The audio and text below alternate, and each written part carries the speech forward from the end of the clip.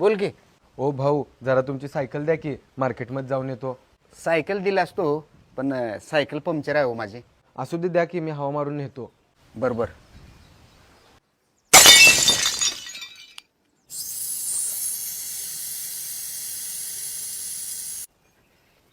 हे घे भाऊ. ठीक आहे राहू दे भाऊ माझं काम झालं. माझा मित्र आलाय मला न्यायला. आईला हे शेजारी तर नुसता त्रास द्यायचा ठरवले तर वैताग आणले राव ह्या शेजाऱ्याने. ओ भाऊ आणि काय झालं?